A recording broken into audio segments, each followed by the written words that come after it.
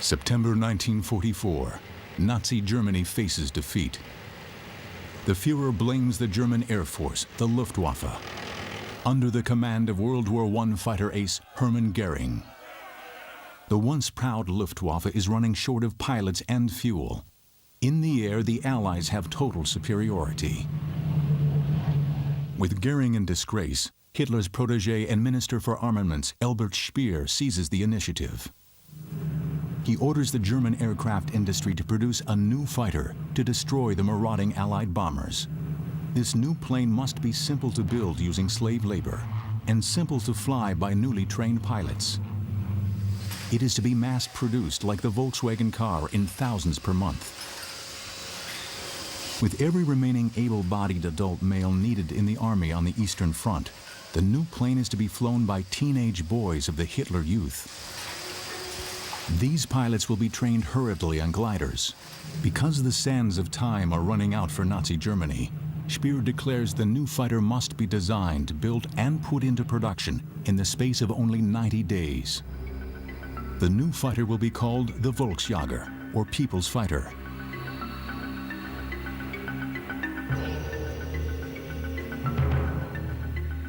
Professor Willy Messerschmitt, designer of the legendary 109 fighter of Battle of Britain fame, refuses to participate, saying it is impossible to create an aircraft in such a short period. But there is a German aircraft designer willing to take up the challenge. He is Messerschmitt's arch-rival, Ernst Heinkel. Ernst Heinkel was the grand old man of German aircraft. He'd been building aircraft since World War I. He had a unique way of selling these planes. He had a hunting lodge outside of Berlin, and he would get the Luftwaffe High Command and the Air Ministry personnel, and they'd shoot stag, and then they'd have a good food and drink and get drunk, and then he'd sell them the airplanes. Willy Messerschmitt, almost certainly a serious Nazi, different man, an intellectual scientist. He built his aircraft as scientific implements. A number of other companies took part in the Volksjäger competition.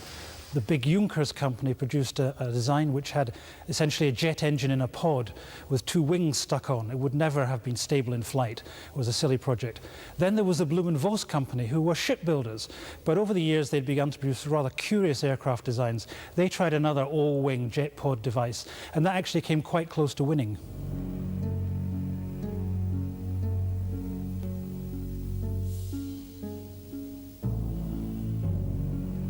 After the HE-178, Heinkel built the world's first jet fighter, the HE-280. It flies in 1941. But the Luftwaffe High Command do not see the new jet as urgent, and it is not put into production. Hitler's eyes are on a blitzkrieg attack on Russia. Propeller-driven fighters such as the Messerschmitt 109 will do for the planned short war in the East. Germany will waste a crucial 2 years before turning to jet fighters to counter Allied bombing. When later Hitler demands jet fighters to regain the initiative against Allied bombers, it is not Heinkel's project, but that of Willy Messerschmitt that is ordered into production, the shark-like Me-262. But difficulties in perfecting the revolutionary new jet engine delay the introduction of the 262 into combat till after Normandy.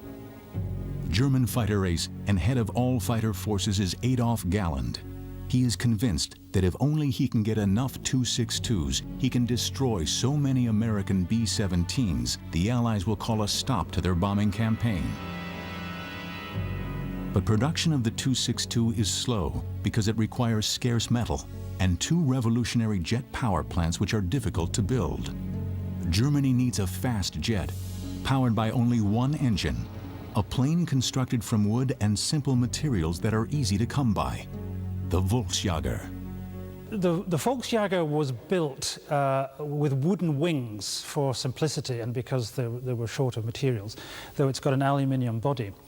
You had therefore to glue the wings and the tail onto the rest of the aircraft, and unfortunately the one bit of German technology that never seemed to work even by the end of the war were the glues, and a whole series of aircraft, including the 162, tended to fall apart because the glues weren't strong enough. The 162, or at least the first designs of the 162, do have structural problems. The tail is too short, the back end of the fuselage body is too short, and so that tended to create all sorts of gyrations in flight, which in the hands of a bad pilot could get out of control and the aircraft would come apart. However, I think it's wrong to condemn the aircraft out of hand. If you build an aircraft so that it's totally stable in flight, then you can't dogfight with it and kill other fighters. The best fighters are unstable, and therefore what you need to add is a good pilot to make sure that you can use that instability to good effect. Galland opposes Speer's new jet fighter. He argues it cannot be built in time, and it can only be flown by experienced pilots, a commodity Germany is fast running out of. But he is not reckoned on Ernst Heinkel. Working round the clock, sleeping beside their desks, Heinkel's team design and build the first Volksjäger in only 74 days. The Volksjäger was powered by a single BMW 003 jet engine positioned on the top of the aircraft. This unusual position meant that complicated and heavy ducting could be eliminated. It also meant engines could be changed quickly in the field. The body of the Volksjäger was metal, but the simple wings were wooden and contained fuel tanks. Unusual for combat aircraft of the period, the HE-162 was fitted with an ejector seat for the pilot. Also rare then was the nose-wheel undercarriage. The aircraft was armed with two large 20mm cannons with 120 rounds per gun. One shell from these weapons could disintegrate a US B-24 Liberator bomber. The Volksjäger had a maximum speed of 562 miles per hour and was faster than the Me-262. Deep under the mountains of central Germany, Speer built a vast, secret underground factory complex. Buried under millions of tons of solid rock, it is safe from Allied bombing. Here will be built three Nazi wonder weapons: the V-1 cruise missile, the V-2 rocket, and the Volksjäger. The first HE-162 was rolled out and flown for the first time on December 6, 1944, reaching a speed of 522 miles per hour at 20,000 feet altitude. On December 10th, it is displayed to the Luftwaffe High Command, with Flight Captain Peter at the controls. Tragedy occurs. The wooden wing disintegrates and the plane crashes, killing Peter. The cause is the poor quality glue used to construct the wing. But Speer would allow nothing to stand in the way of mass-producing the Volksjäger. In March 1945, the first 80 aircraft were completed. By the end of April, 200 more were ready. In May, the month the war ended, 500 Volksjäger would have rolled off the assembly lines. And 1,000 per month would have been built starting June 1945, only 6 months after the first flight. To fly these planes, training of Hitler Youth pilots began on gliders. To ease the transition to the Volksjäger, Heinkel supplied a two-seater glider version, the Model S. Without its BMW turbojet, the Model S lacked the distinctive humpback appearance of the fighters. The undercarriage was fixed and not retractable. The idea behind the People's Fighter project was to train thousands of Hitler Youth to fly these things. Now that was obviously a silly idea. It's a very complicated aircraft to fly. If you're an expert, as the final pilots were, it worked. But if you had very little experience on any kind of aircraft, never mind a fast jet fighter, you would have been dead.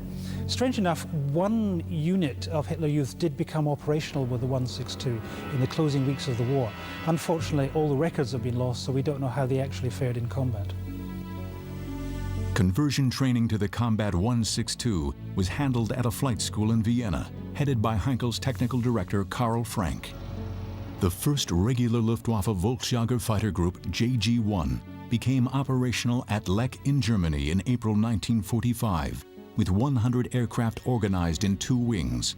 It was commanded by Oberst Herbert Eilfeld. The first operational mission was flown on April 26, 1945, only days before the end of the war. Because the pilots lacked experience with the new plane, Flight Lieutenant Reichberger was shot down but escaped uninjured. On May 4, 1945, the People's Fighter drew first blood. Lieutenant Rudolf Schmidt shot down a British Royal Air Force fighter. it would be the Volksjäger's only kill. World War II ended 2 days later. Well, it was tested by senior British pilots after the war, and they gave it a very good bill of health. They said it was a very stable gun platform. They said because it was small, it would have been very difficult to hit by Allied fighters. So all in all, if it had got into production in a big way and got into action in a big way, it might have caused a lot of damage. Indeed, the senior British jet pilot of the time said that it would have run rings round a British Meteor. Would the Volksjäger have tipped the balance in Germany's favor if the war had gone on longer? Ernst Heinkel was already planning more advanced versions of the Volksjäger. If the war had lasted into 1946, these are the planes the Allies would have faced. For extra speed, a swept-wing version was already under construction. The tail was also modified into an elegant butterfly shape to improve performance. With a new, more powerful jet engine, this HE-162 would have been a match for 1950s U.S. jets like the F-86 Sabre. Another planned version of the Volksjäger was one fitted with 2 ramjets of the kind used by the V-1 cruise missile. When the V-1 was catapulted into the air at great speed, air was forced into the jet nozzle. This combined into an explosive mixture with low-grade gasoline suitable for a lawnmower. The result burned like a blowtorch. Fitted with 2 of these crude engines, this version of the HE-162 would have been a kind of manned V-1. It was planned as a last-ditch weapon if normal jet fuel ran out. Most exotic of all was this version of the Volksjäger, with forward-swept wings. Not till the 1980s would NASA fly such a plane. But it was not to be. On May 8, 1945, the Volksjägers of JG-1 were captured by advancing British forces at their base at Lech. The combat days of the People's Fighter ended with the surrender of Nazi Germany. But we can now reveal that the HE-162 Volksjäger was still to play a major part in post-war aviation history. After World War II, the French leader General de Gaulle was anxious to rebuild the French Air Force. The key was to be the Volksjäger's engine, the BMW 003. The designer of this jet engine was Dr. Hermann Ostrich. As the Nazi regime collapsed, Ostrich escaped into neutral Switzerland. There he set up a company to continue his work. To disguise its origins, the company was called a French name, Atelier Technique Aéronautique Rickenbach, or ATAR. In December 1945, General de Gaulle's government paid for Ostrich and ATAR to move to France with 120 colleagues from his old BMW team. Using BMW's Volksjäger jet engine technology, Ostrich quickly designed a more advanced engine. This was test run southeast of Paris in 1948. Versions of this engine were used to power early French fighters such as the Dassault Mystère and the twin-engine Voiture. By an irony of history, France supplied these aircraft to Israel during the 1950s when American aircraft were embargoed, thus allowing the Israeli Air Force its victories over the Arabs. Ultimately, a development of Ostrich's Volksjäger engine powered the famous Dassault Mirage supersonic jet fighter. The Mirage would also employ another invention of the German wartime aviation industry, the delta wing developed by Walter Lippisch. Imagine what Adolf Hitler's Luftwaffe might have done with such a powerful engine in an HE-162 with forward-swept wings for speed. It was not to be. After the largest tank battle in history at Kursk in 1943, the Red Army rolls relentlessly toward the very border of Germany.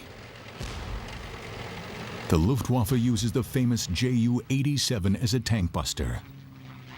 But by 1944, the Stuka is obsolete, too slow to evade fighters of the Red Air Force. What is needed to stop the Russian tanks is a new Stuka, powered by the revolutionary new jet propulsion. You're watching Secret Luftwaffe Aircraft of World War II on the History Channel. The dive bomber was invented in America by Glenn Curtiss, who built sturdy biplane dive bombers for the U.S. Navy. September 27, 1933, Buffalo, New York. Fate is about to play a strange hand. Visiting the Curtiss plant at Buffalo, is Germany's greatest living World War I fighter ace, Ernst Ude, now a senior figure in Hitler's new Luftwaffe. Glenn Curtiss invites Ude to test flight a factory-fresh Curtiss Hawk dive bomber. Impressed, Ude cables Luftwaffe chief Erhard Milch to buy the Hawk.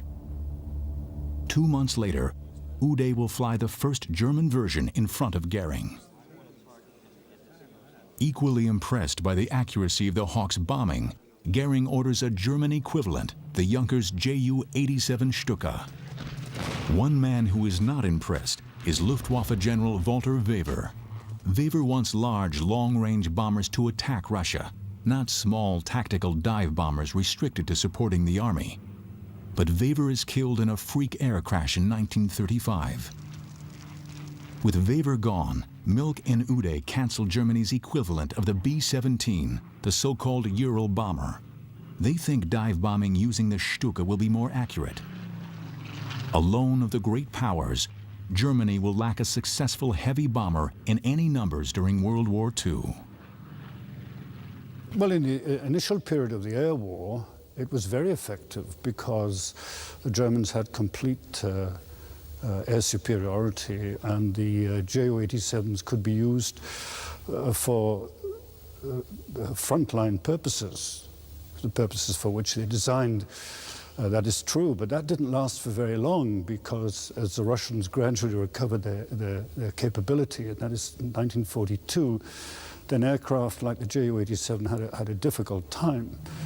On the other hand, the Germans, I think, were very adept because they basically altered the role of the Ju-87 and began to realize it could be used not, as I say, just in a tactical dive bombing or forward air support role, but could be used for something else, of which a very good example, of course, is Rudel's use of the Ju-87s in a tank-busting role. Poland, September 1939, and the German blitzkrieg rolls over Poland. Earlier and better days for the Luftwaffe. Success lies in using the amazing Ju-87 dive bomber, the infamous Stuka, as flying artillery to clear a path for the advancing panzers. The Junkers Ju-87 Stuka dive bomber was the most famous German aircraft of World War II. Over 5,700 were built, but its slow cruising speed of only 174 miles per hour made it prey to Allied fighters as World War II progressed. Something faster was needed. In 1943, the German Air Ministry instructed the Henschel Company to begin work on a jet replacement for the Stuka, the Henschel HS-132. The HS-132 had a planned maximum speed of 485 miles per hour and a range of nearly 700 miles. It could carry a 1,000-pound bomb. Later versions would have carried 4 quick-firing cannons for tank busting. The unique feature of the HS-132 was that the pilot did not sit in a conventional cockpit. Instead, the pilot lay prone on his stomach with his head at the front of the perspex canopy. This position allowed the pilot to withstand 10 to 12 times the force of gravity before blacking out, instead of the 5 to 6 Gs if he were sitting. The primary target for the HS-132 was the main Soviet battle tank, the T-34. A late-model T-34 had armor plate nearly 3 inches thick. Had the HS-132 been ready in time and in sufficient numbers, it might have held back the tide of Russian tanks on the Eastern Front. Especially in the hands of legendary Nazi tank buster Hans Rudel. Flying the old Ju-87, Rudel single-handedly destroyed 519 Russian tanks. The greatest Stuka pilot of all time was a man called Hans Rudel, who destroyed over 500 Russian tanks on the Eastern Front, as well as a large Russian battleship. Rudel was a fanatical devotee of Hitler. He fought to very end, indeed survived World War II. And in the closing days, Hitler wanted him to take over command of all the German jet forces. And had there developed a version of the Stuka powered by jets, then those would have been under the command of Rudel, and that would have been a very effective combination. In the dying hours of the Third Reich, Hitler proposed to put Rudel in charge of all Germany's jet fighters and bombers. But it was too late. Fortunately for the Russians, their tanks captured the HS-132 factory before the 3 completed prototypes had been flight tested. Their subsequent fate is still unknown. The Russians were very fortunate, and it was a fortunate accident. In their area of occupation in Germany took in 80% of the German aircraft industries. Heinkel, Messerschmitt, Junkers. They acquired Arado aircraft. They acquired a large range of aircraft, but crucially they acquired two things, which was the BMW 003A engine and the Jumo 004A jet engines. What happened was that basically the German jet industry, German aircraft designers, technicians, and the aircraft were moved back to the Soviet Union. And it's from that point, I think, that one can really say the period of German-directed and German equipment entered into the Soviet aircraft industry.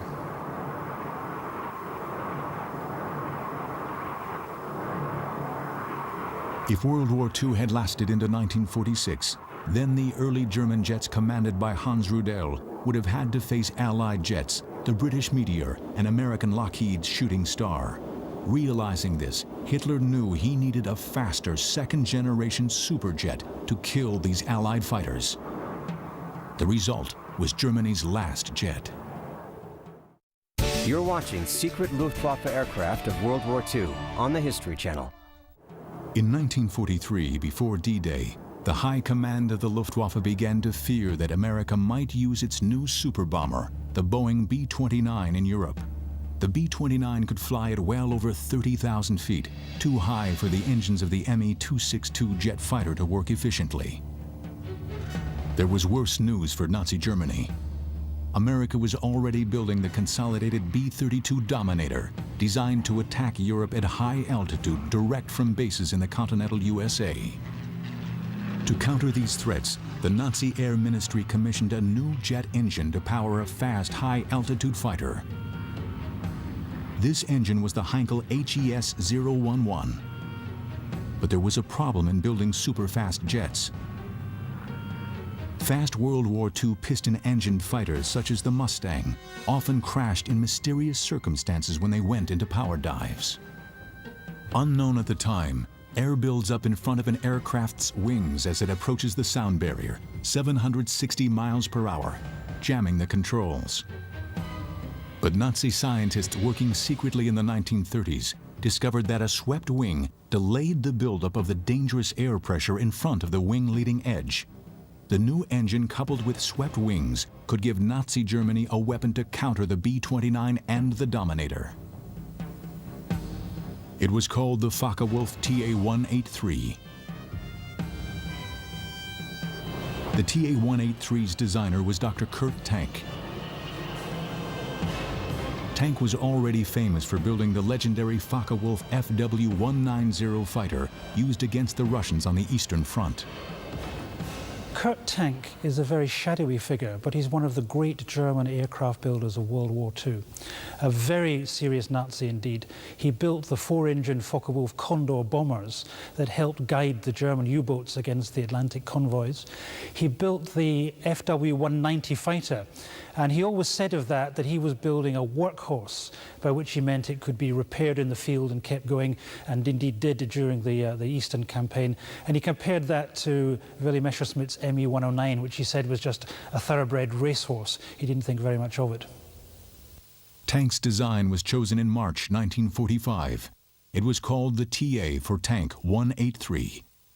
Its nickname was Hunchback. A single-engined machine, its planned speed was 593 miles per hour. The secret of the Hunchback's performance would be the revolutionary swept wings. Its combat altitude was to be 45,000 feet, spectacular for its time. But Tank faced another problem. The first generation of German fighters, the Messerschmitt Me-262, flew too fast for accurate shooting with a conventional cannon. Yet to slow it down, it risked being shot down by Allied Mustang and Thunderbolt escort fighters. Jet fighters needed a new offensive armament: the air-to-air guided missile. But these were already being developed by Hitler's scientists. The Germans were developing a whole range of technologies, defensive technologies, by the end of World War II, including air-to-air missiles.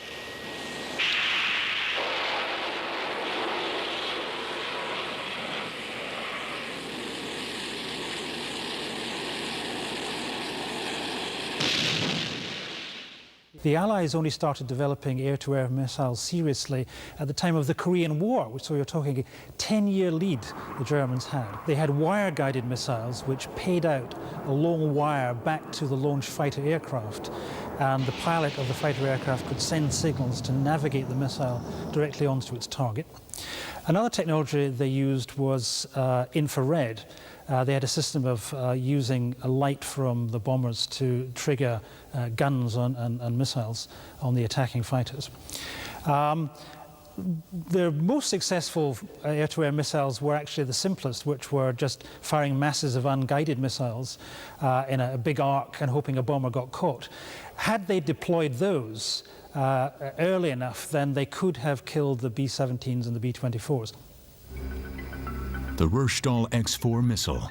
Development began in 1943. The X-4 was guided to its target using a wire control link to the mother aircraft. Early versions had a speed of over 700 miles per hour. The first X-4 was successfully launched from a Focke-Wulf FW-190 on August 11, 1944. It would be the weapon of choice for the new TA-183 jet. If the war had lasted into 1946, things would have been very different. Armed with deadly X-4 air-to-air missiles, the fast TA-183s could have downed high-flying U.S. bombers, including B-32 Dominators carrying atom bombs on strikes from U.S. bases. But the TA-183 was ordered into production in March 1945, only 2 months before the collapse of Nazi Germany. It never flew. At least not then. Kurt Tank and Germany's leading fighter pilot Adolf Galland took a whole series of German aircraft engineers and Luftwaffe officers to Argentina and essentially recreated the Luftwaffe there. Kurt Tank set up an aircraft industry to build jet planes, and Galland set up a jet fighter force for the Argentine Air Force. This is what would have faced and destroyed Allied B-29s in 1946. The TA-183 built in Argentina after the war for General Perón. It was rechristened the Pulqui, Spanish for arrow. Some even think that the legendary Soviet MiG-15 was based on captured blueprints of the TA-183. I think the priority from the Russian point of view was to make absolutely sure that they had a knowledge and experience with jet propulsion. The second thing was to get it into aircraft, their aircraft, make them work, and above all have a semblance, as I say, of combat aviation capability. So if you look at the early Russian jet aircraft, the MiGs and the Sukhois, they're simply copies of German aircraft. You're watching Secret Luftwaffe Aircraft of World War II on the History Channel. Air mobility and vertical takeoff are now primary tools for military operations. But in the dying days of the Third Reich, as Allied bombers made Luftwaffe airfields unusable, the Germans had already turned to VTOL technology as a way to beat the bombing. The Germans had developed a whole range of operational helicopters by the end of World War II, and indeed had an operational unit flying on the Eastern Front, rescuing pilots and picking up crashed aircraft. Their big plan, which would have made the helicopter's name in World War II, was to rescue Mussolini, flying in a helicopter, dropping the troops down, picking Mussolini up and getting him away. Unfortunately, the helicopter available to use on that mission crashed on a rescue flight the day before, which is why they had to go in with paratroops. Berlin, 1938. Flown by Germany's ace woman test pilot, Hanna Reitsch, the Nazi regime startles the world with a demonstration of the world's first practical helicopter, the Focke Fa-61. It is a demonstration with a difference. It takes place inside the Great Berlin Exhibition Stadium. The Fa-61 was the brainchild of Heinrich Focke, founder of the Focke-Wulf Company. During World War II, Focke would build a large military helicopter known as the Kite. They were used by the Luftwaffe to rescue crashed aircrew and aircraft in the East. Mass production of the Kite was prevented by Allied bombing of the factories where it was being built. German industry desperately needed fighter protection. In September 1944, Focke-Wulf began work on an answer. The Focke-Wulf Treibflügel, or thrust wing, a VTOL fighter powered by 3 ramjets mounted on the ends of 3 rotating wings. The ramjet engine spun the wings like helicopter blades, giving the Treibflügel lift. The planned rate of climb was 25,000 feet per minute. The Treibflügel carried a pilot in a conventional cockpit. The intended speed was 621 miles per hour. Armament would have been 4 cannons. But the war was to end before the complicated Treibflügel could be built, though its ramjet engines were successfully tested at speeds up to Mach 0.9. But the Treibflügel idea was sound. In the 1950s, the U.S. Navy experimented with a similar vertical takeoff fighter, the Convair XFY-1 Pogo. Several successful flights were made by the Pogo, which had a speed of 575 miles per hour, very similar to that planned for the German aircraft. The Pogo was abandoned when tests revealed a major problem. The aircraft was extremely difficult to land because in pre-computer days, even an experienced test pilot found it difficult to tell where the ground was. In wartime conditions, with airfields under Allied attack, landing the Focke-Wulf Treibflügel safely would have been virtually impossible for the average military pilot. But Focke-Wulf were not done with the vertical takeoff fighters. This is the Focke-Wulf FW-1262 fighter bomber, built in West Germany in the late 1960s as part of a NATO competition. The early 1980s. Engineers of the Northrop Corporation pay a secret visit to the National Air and Space Museum's Silver Hill facility in Maryland. They go to examine the sole remaining example of another secret German aircraft captured at the end of World War II. But unlike the Treibflügel, this aircraft actually flew. Hidden in the Smithsonian's Garber facility is a piece of technology forgotten for 40 years. A revolutionary flying wing, and the first plane ever built with stealth, radar invisible characteristics. You're watching Secret Luftwaffe Aircraft of World War II on the History Channel. Late February 1945, midnight for the Third Reich. Hitler's revenge weapons, the V-1 cruise missile and von Braun's V-2 ballistic missile, have failed to destroy Allied morale. Desperate to revive his own reputation with Hitler, Hermann Goering calls a secret meeting on his personal estate at Karen Hall, 10 miles north of Berlin. To this meeting are summoned the brothers Reimar and Walter Horten, 2 young Luftwaffe officers. The Horten brothers have designed a series of revolutionary all-wing aircraft, a design that by eliminating a normal aircraft's heavy fuselage makes a plane lighter, faster, and longer ranged. The concept is successfully tested on a series of unpowered gliders. They fly beautifully. The Horten brothers then work on a jet fighter version, the HO-229. It successfully flies in late December 1944. It is flown by test pilot Erwin Ziller. The HO-9 was powered by 2 UMO 004 engines, similar to those of the Me-262.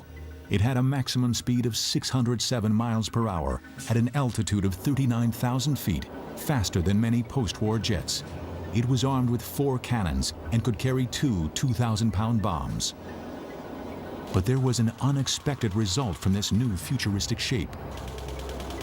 With no tail and buried jet engines, the HO-229 bounces back few radar waves. Stealth technology has been born. Only when the prototype flies and has a weak radar signature do the Horten brothers realize what they have stumbled on. The Horten has other possibilities. Goering realizes that the low-weight flying wing is the only technology left to Germany to build a bomber with a range to attack America and so force a truce in the West even at this late hour in the war. The kind of long-range bomber Germany has lacked since Uday fatally canceled the Ural bomber 10 years earlier. Nazi plans to attack New York using ordinary bombers have failed because the technology to refuel them in flight is too primitive. But a larger version of the HO-229 flying wing will be able to carry fuel long enough to fly to New York and back. Goering now gambles everything on developing such an aircraft. The Horten 18 America bomber. Its huge wings would carry fuel to fly nearly 7,000 miles at an altitude of 52,000 feet. It will be powered by 4 new Heinkel-Herth HES-011 jet engines and carry a crew of 3. Maximum speed would be 528 miles per hour. Goering plans to build the HO-18 in the huge underground factories already in existence to manufacture the Me-262 jet fighter. These factories still exist as they were too huge to destroy after the war. But what kind of bomb will the America bomber carry? By 1945, dropping a few small, high-explosive bombs on New York or Washington will have little effect on the U.S. war effort. How close was Germany to delivering an atomic bomb? The man in charge of the Nazi nuclear bomb program was Werner Heisenberg. Heisenberg could have made an atomic bomb, but he and Albert Speer, the Nazi armaments minister, thought the war would be won before the weapon could be perfected, so resources were never committed on the scale of the Manhattan Project. What if the Volksjäger and Focke-Wulf TA-183 had held off U.S. bombing long enough into 1945 for the huge new underground factories and synthetic oil plants to come into production? Imagine. It is just after dawn on the morning of April 20th, 1946, the Führer's birthday. A Horten HO-18 jet bomber, a KG-200, the Luftwaffe's best bomber wing, takes off on the most important mission of World War II. It is piloted by the Luftwaffe's best bomber pilot, KG-200's commander Werner Baumbach. Baumbach has long advocated airstrikes against the Panama Canal and New York, using one-way flights by conventional bombers whose pilots would bail out and be rescued by U-boats. He spent a lot of the war trying to persuade Goering to bomb New York.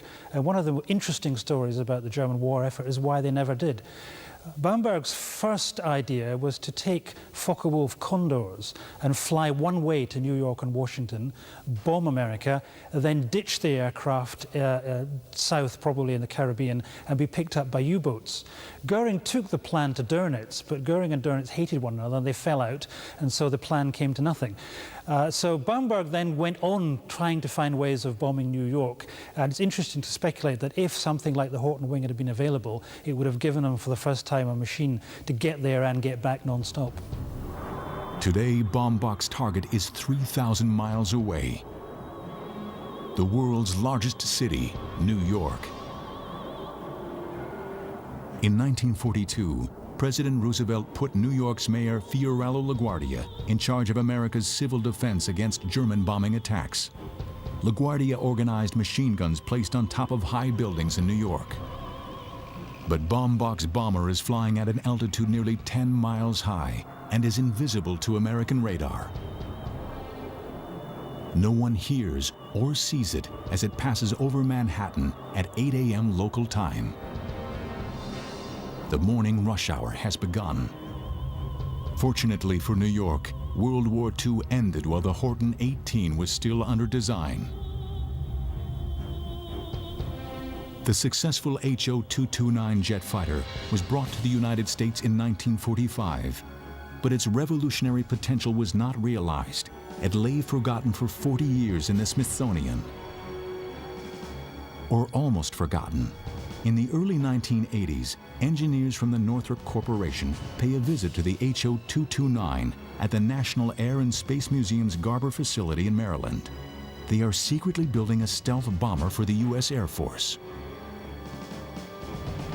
After their visit to the HO-229 prototype, Northrop engineers will design the B-2 Spirit. A design eerily similar to the Horten brothers' dream of 40 years earlier.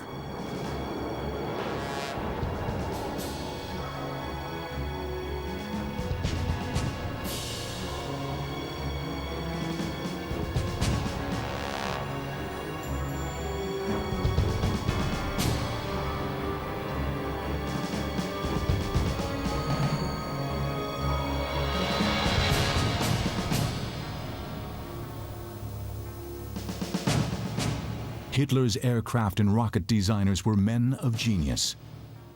They pioneered ideas that are still being rediscovered and built. Fortunately, their genius did not arrive in time to alter the outcome of World War II.